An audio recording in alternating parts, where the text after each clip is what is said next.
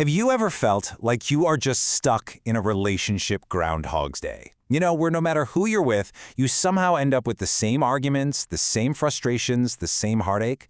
Well, today, we are going to dive deep into the powerful psychological reason this keeps happening. It's a fascinating concept called the shadow attraction. I mean, it is an incredibly frustrating feeling, isn't it? You start a new relationship, you're full of hope, and then a few months in, bam, you are having the exact same fight you had with your last partner. It's like relationship déjà vu. If you've ever asked yourself this very question, I promise you, you are not alone. And it's not just a run of bad luck. This whole déjà vu relationship thing, it's a real psychological pattern. It feels like you have a type, right? But for some reason, that type consistently leads to disappointment or even pain.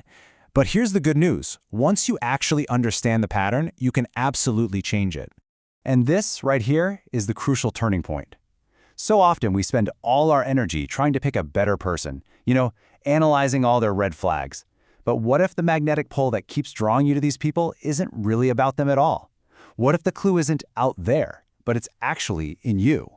This brings us to the missing piece of the whole puzzle. It's a really powerful idea from the psychologist Carl Jung.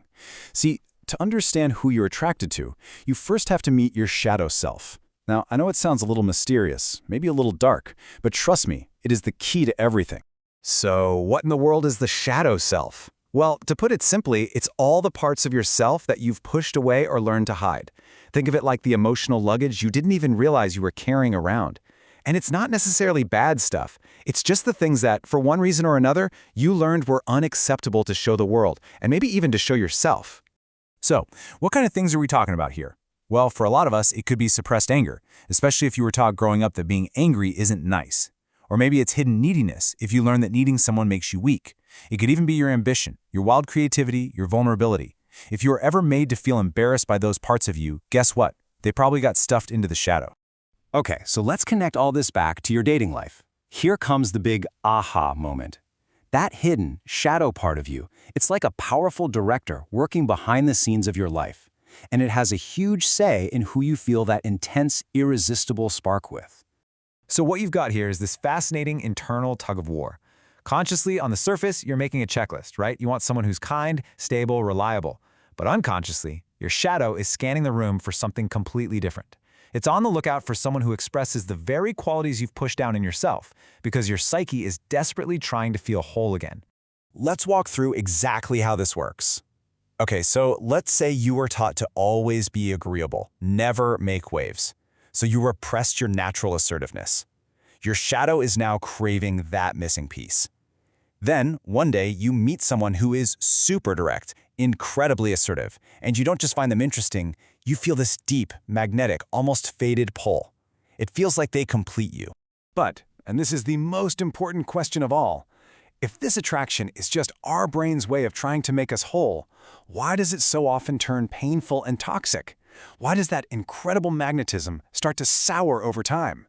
There's this one idea that just nails it perfectly. The very thing that draws you to them in the first place often becomes the exact reason you end up fighting later. Think about that. You're drawn to a quality in them because you haven't owned it in yourself. At first, you admire their confidence. But because you haven't developed your own healthy confidence, you eventually start to see their version as arrogance or control. And you can see this transformation so clearly right here. The person who seems so fearless and confident at the beginning now just seems reckless and arrogant. Their amazing spontaneity now feels completely unreliable and chaotic.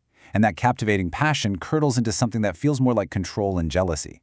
See, the trait didn't actually change, your relationship to it did. Okay, so how do we get off this roller coaster? Is it even possible? Yes. The answer is all about breaking this cycle and moving toward what we call conscious relationships. And this is where you truly finally take your power back. The solution here isn't about finding some perfect person who doesn't have any flaws. It's an inside job. It's about turning your focus away from fixing them and turning it toward yourself. The real goal is to reclaim those parts of you that you've been, in a way, outsourcing to your partners. And honestly, the single biggest and most powerful step you can take is the one you're taking at this very moment. Awareness. Just understanding this dynamic, that your attractions are actually telling you something about the hidden parts of yourself, that alone changes the entire game. It takes you out of the passenger seat and puts you right back in control. So I'm going to leave you with this question. Instead of asking, why do I keep meeting the same person, try asking yourself this. What is this person showing me about myself? What disowned part of me is trying so hard to get my attention? The answer isn't a red flag about them, it's a roadmap back to you.